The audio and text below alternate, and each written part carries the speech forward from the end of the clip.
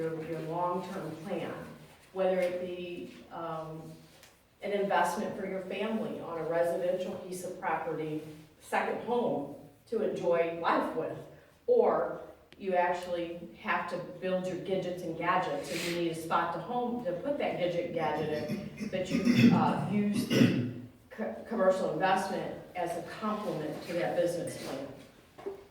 How, there's a couple different factors coming into the how. One of them is ownership. So there's different ways that you can own a piece of property, and every one has a tax ramification to it. It has a relinquished ramification to it, how you can get rid of it, and then how you can reinvest it. So it's important to work with your accountants and your attorneys to make sure you purchase that in the right entity so that you can meet all those goals later on down the line. Some of your ownerships are your single investor or owner, flat out owner, a business ownership, so you're owning it in the name of the business, or multiple owners can be in, you might have partnerships, REITs, real estate investment trust, where you have just a few people who have control over the investment and a whole bunch of people that hand their money over to purchase it. That's like insurance agencies. Usually you'll buy the large developments and get some decent returns on it. So that's it. And recently, last year, some of the laws have changed in those REITs and they're opening it to more international investment in the United States, bringing more money in for those types of REITs. So we need to determine the value of the commercial property, and that is no different than the other investments. It's supply and demand that runs that, okay? Your trade area, you need to look, when we talk about value, you need to look at your trade area, not necessarily, international markets or national markets. You need to focus down in to get, because each trade area is going to have different reasons that their values are different, and it all comes back down to risk the whole entire time. So in real estate, what we look at is what's called the space market, and that's the occupancy, how many people are, occupying this area, in relationship to the capital market, which is your investors and what they buy a property for based on the return that they're getting off of that property. So you take those two charts and you line them up next to each other, and there's a point where they both kind of match up, and you draw it across, and all of a sudden you're going to have your cap rate. And then you got to be careful with cap rates because people tend to not understand them, and then they also throw them around. Like, oh, what's the industrial cap rate? Oh, it's 7. You better say what trade area are you in and what product of industrial you're in, because there's different risk in different products. So it's not just a blanket number. You really need to, if you're using it to determine to make a purchase or a tenancy, you better know what number you're working with. And cap rates are kind of cool because they can be used conversely. You can take your cap rate and you can take your sale or purchase price and come out with a lease rate, or you can do the opposite, take the cap rate and the lease rate and come out with a purchase or a sale price. So there are some tools, and you have them in your packet, that help, whether it's an investor, a tenant, or an owner. You can use these tools to figure out the financials of a deal. The first one is rate of return on investment. So that's the percentage of the return on your initial cash investment. It usually takes 5 to 10 years is what you're looking at, and it does include the lending and the taxes in there, okay? Then another type of return is the internal rate of return. That's looking at your money that you make based on what you initially put into the deal. You can look at it before and after taxes. You can also look at it when you're selling a piece of property. What is my return, my internal rate of return while I own that? And you keep hearing me say 5 years. Really, that That's gonna be up to the party doing this, but what kind of drives that is the lending tends to, in commercial real estate, tends to turn every 5 years. You get your loan, but you gotta go back out and get it again. So you kind of look at it in 5-year increments. Back down to the cap rate again, that's the ratio between the net operating income and the purchase or the sale price. It gives you kind of a measuring stick. So if you're comparing one concept or one purchase against another purchase, you can bring it down to that cap rate and see which one's better. And both the buyer and the seller can use that. And the example, let's say you have a business and you need to expand, you're bringing on a new line, and you want to, you're renting, and you can stay where you're at, you can expand in that building. You gotta add a bathroom and maybe add a kitchen or something to it to accomplish that. And then across town, there's another building for sale. They don't wanna lease it out, but that's kind of perfect. You can do this expansion, you bring on that line and go into that building at the same time. But that's an older building. Or no, it's a newer building. You don't have to put much money into it. This one you get to put some money into. So how do you compare those two? How do you get them down to an apples to apples comparison? You take the net operating income, you divide it by what their cap rate is, you subtract out your cost, hard and soft, to be in each location, and you're going to get a value. So now you have an apples to apple value of each piece of property. That's not necessarily what's going to make you decide that, but it's going to be the financial tool to help you decide. So the next 3 pieces, the APOD, cash flow worksheet, and alternative cash flow worksheet, those are how you get to those numbers that you use in those other formulas. APOD is an annual operating data. Okay, I can hold up if you want to know where you are. That's a snapshot of a year.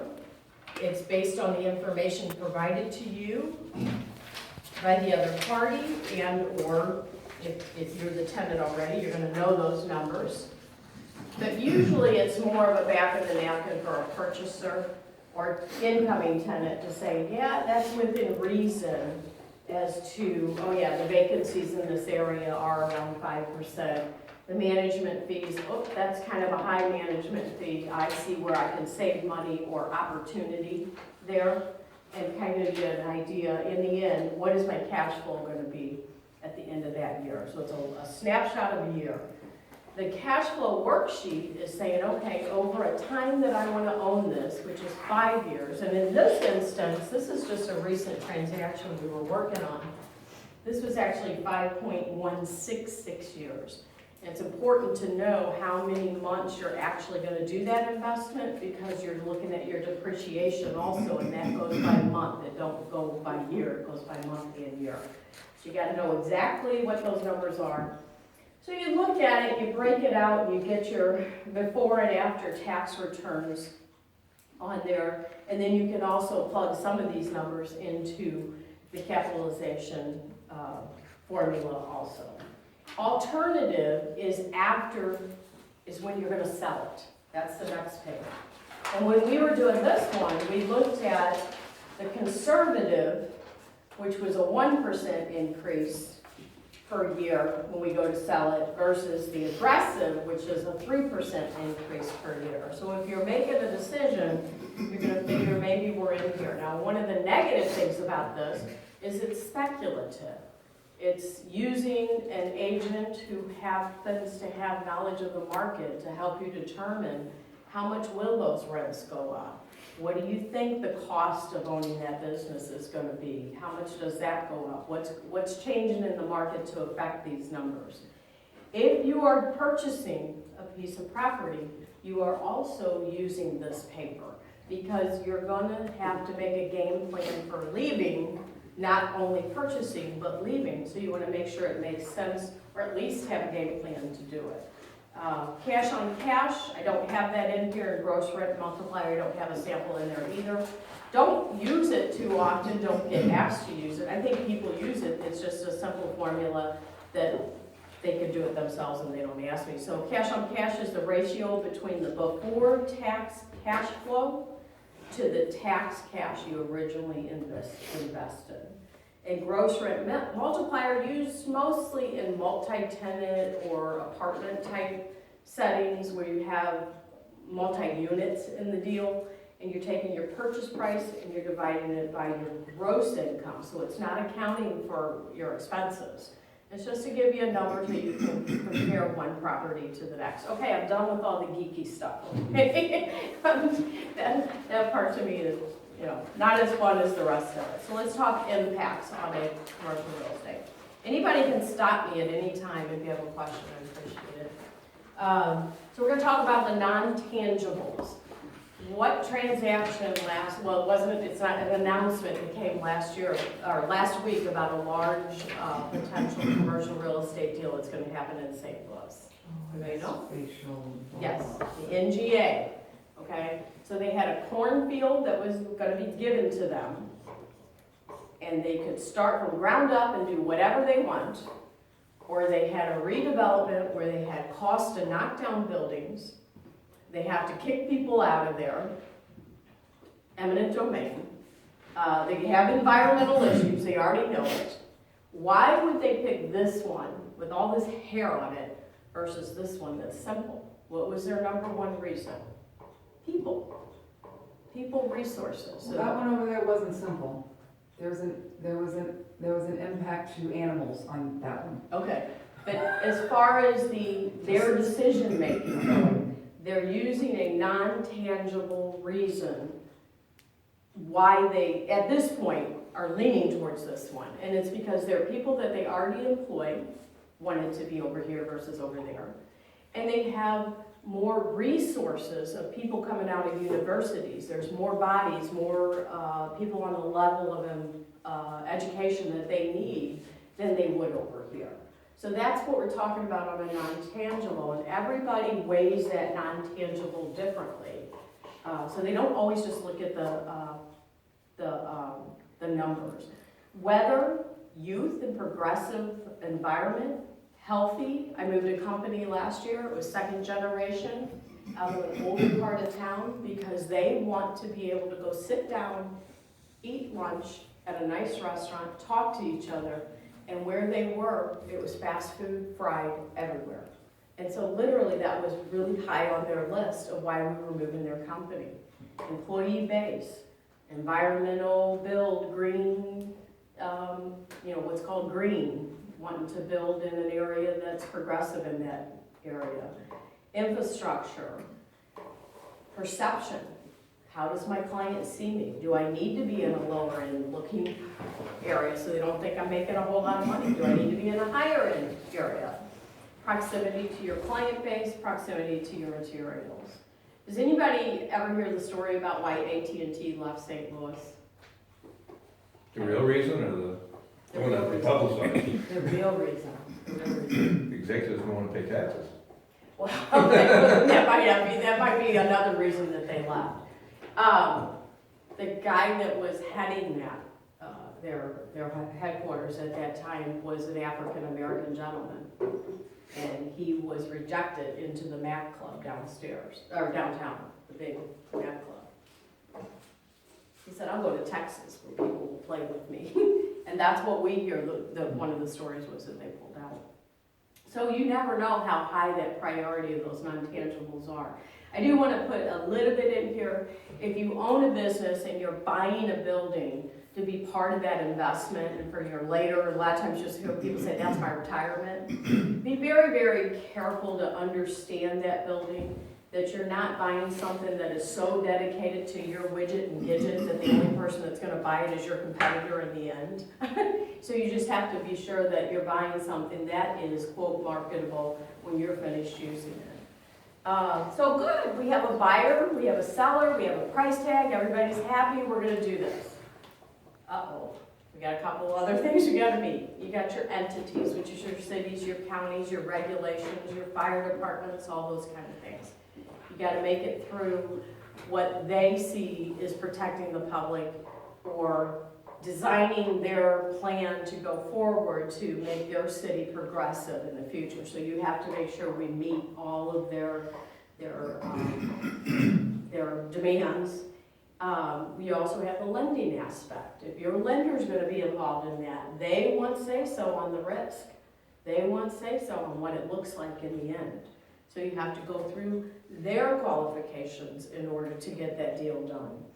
That's the due diligence time, so you're under contract, and you take this time frame to bring in the experts in all these different fields to determine, you know, is this really the right spot for me to be doing my business? Will I be successful here? And is this a good investment for me in the end? I have on your sheets, there's a page that kind of shows just a sampling of the different companies that you would utilize to make sure you get through that due diligence and help you understand things in a way that makes sense. I'll put a little sidebar on there. I think I skipped over something. Oh, let's talk about the municipalities, and it also plays into this. The sidebar to me is it's a frustrating in my industry in that, you know, banks do things faster. Real estate goes faster because we use the tools of the internet and the review and the other party. And that happens a lot more in the commercial business than it does in the residential by far. It's not that complicated unless you want to make it. But basically, that relationship is you, as a broker, you don't share motivation. You can share whatever your client wants you to bring to them, comps, you know, information, rights, abilities. You can share all that, but you can't go to either party and say, you know what, their mom just died, the kids are fighting, they want out of this now. You can't show that motivation, so it's not that hard. And the last one is transaction. I do quite a bit of transaction because I represent investors and attorneys. They know what they're doing, they know how to negotiate, they don't need all that. They just need somebody who has the connection to get the deal done. And so I don't have any responsibilities other than I have to do things legally in the state of Missouri, and I have to abide by the standards of the Missouri Association of Realtors. So the last component of that is, do not confuse commissions with representation. Who pays the commission has nothing to do with who I represent. Although it's on the leasing form, it's on the agreement with the tenant or the purchaser, it's on the listing form. They have to address it somewhere, but people seem to think, oh, if I'm paying you, you're representing me. That's not true. That's not true. Is that true in all states? The No. whole limited, you have to be buyer, seller, all that? Nope, it's state by state, these regulations are set. Now, So if you're looking at property in another state, you're best to look at a real estate agent in another state too. you're best to find out what those relationships are. How does it stay? But I'm in the business. I'm gonna tell you to go to a real estate agent because they're gonna have the know-how. Now, here's the kicker to this one. In the state of Missouri, as an agent, you are supposed to disclose to that consumer when you're talking to them what their position is. Do you think agents do that? Nope, they get you in the door, you're talking away, and they're just gathering the information. So they should. We have a group, Society of Industrial and Office Real Estate. They do some really heavy study of the market, and they have a once a year where they roll it out. They normally don't put retail in there, but when the market was down, they did. But if anybody ever wants to go with me that once a year, they really give you some meats and bolts information for the year to help your clients make decisions. But that's where a lot of my information comes from. So I didn't pull numbers, I just pulled concepts and ideas of what's going on. So money, foreign money, East and West Coast money has been coming into our market in the last 18 months. Have you seen that? Can you confirm that? I had a California buyer investor last year, nice transaction, and we are working on another one again in Farmington. So our investors here will probably take another year before they start getting really heavy into it. You know, we always follow everybody else around here, but that's good. It's a good sign that it's going forward. The banks are now lending because they know how to lend. Where there was a window that they were so regulated, they didn't know what regulation, you know, as the Dodd-Frank was coming past, coming through, it really was, it was difficult for them. They wanted to lend, but it wasn't necessarily able to. So now they are, and we're doing some good lending going on. Industrial market overall is a pent-up demand, a huge pent-up demand. The investors and the developers, if you want to put your money, if you're courageous about that, start building an industrial building. Almost in any market across the United States. There's a few pockets that are that way, but certainly our area is like that. And they're a little slow. They're apprehensive to do that. Do you know St. Louis was the first market that built a speculative building ever? We built industrial building in, I want to say the 60s was the first, and then they just did it over and over again and made a lot of money doing it, but shows how courageous and forward-thinking St. Louis can be at times. Big distribution warehouses are the hot ticket in industrial. Office, the footprints are shrinking. They have been shrinking for several years. It's cool to go in the city in an office. There's a lot of collaboration where like-minded businesses or businesses that complement each other are starting to office together and share their resources. And then green is really important. Office was the first one that really hooked on to that green concept and say, okay, we can do better by earth by doing building this way or behaving this way. They were the ones that stepped out, and it's still important to them. Retail, the footprints are getting smaller again. The consumer's habits have changed, so the person that shopped at a higher end store may have dropped to a lower mid-range store. The mid-range buyer dropped to the low end consumer. Convenience is the name of the game in retail. The retailers are trying to figure out how to make it convenient for that consumer to come by, get what they need, and go on out. Another concept that is not 100% in our market, is just starting to fringe, is you got a brick and mortar store. You go in, you get to touch, feel, look, but you don't get to walk home with it.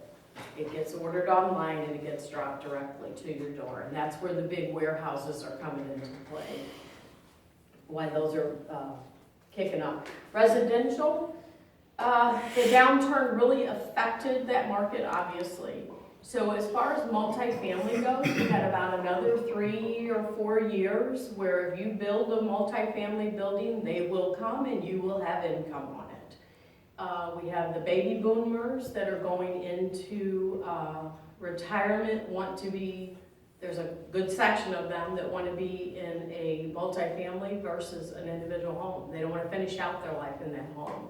We also have that segment of the market that was college, a little pre-college, a little outside of college when the market crashed. Those guys have heavy debt on their student loans. They had a slow start in their careers, lower incomes, no income at all for a while.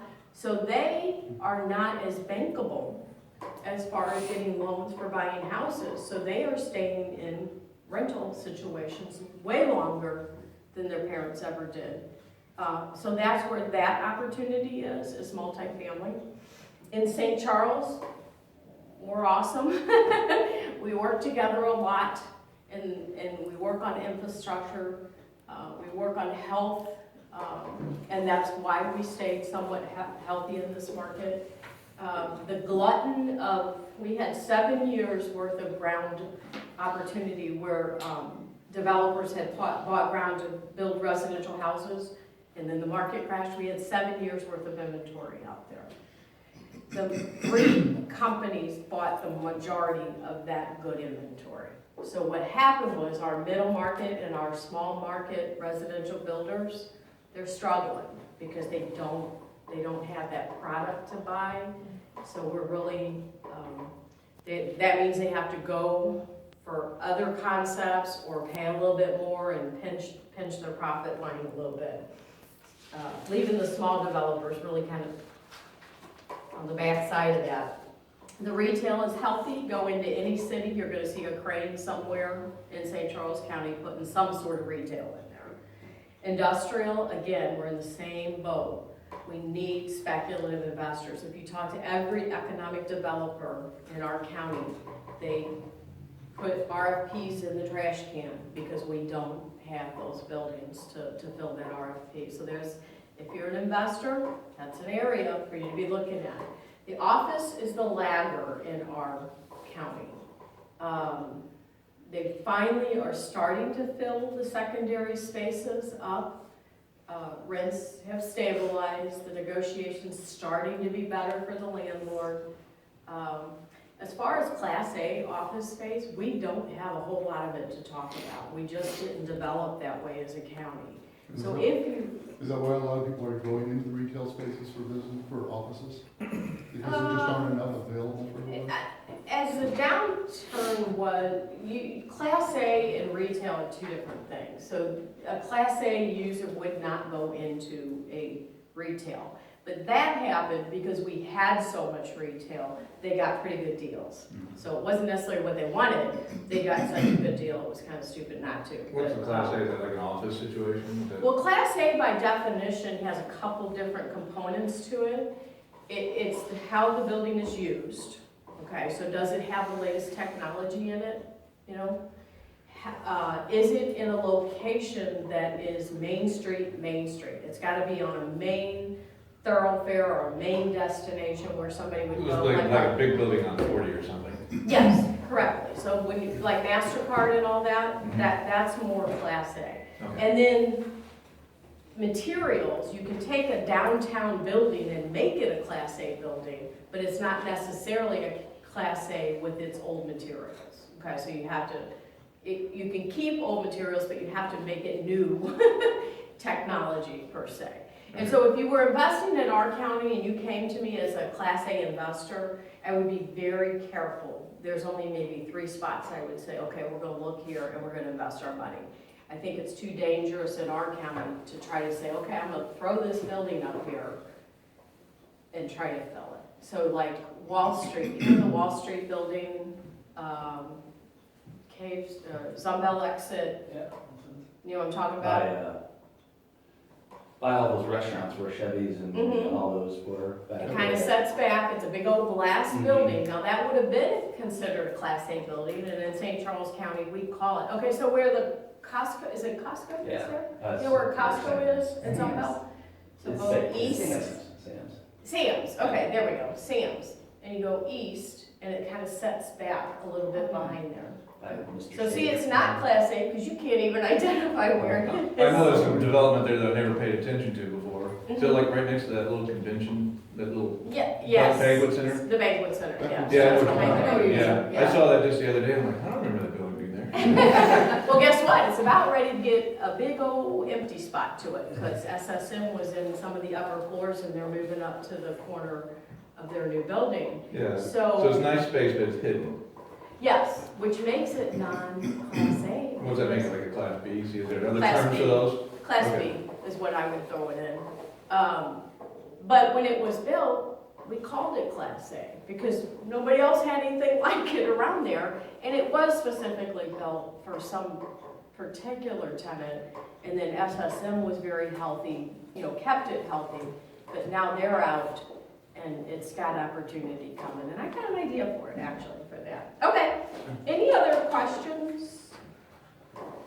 Okay, get out a pen because I want to show you relevance to that. When I started out, I told you that we're as old as dirt in my profession. Okay. ZYGO, C as in cat, EPHALUM. It's a Greek term. Anybody, don't get it on your phone, don't put it on your phone. Anybody wanna guess what that means? So I ran across this one day and looking up some real estate term on something, I was like, oh my God, that's the funniest word I've ever seen. It's the amount of land a yoke of oxen can plow in one day's time. I'm glad you laughed, because I thought it was funny. So basically, that's probably an acre back when Farmer Joe was selling to Farmer Brown. Well, bring your oxen over, whatever they can peel off in 2 days, that's what we're gonna trade, that's what we're gonna sell. So, thank you so much for your time. Does anybody have any questions? I'd be happy to talk afterwards. What do you think, when you talk about like the big need for speculative industrial, if there's such a big need, why are people doing it?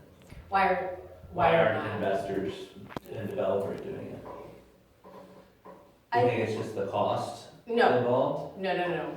I think it's the apprehension of what the economy is going to do. That would be my gut instinct as their first. You've got to get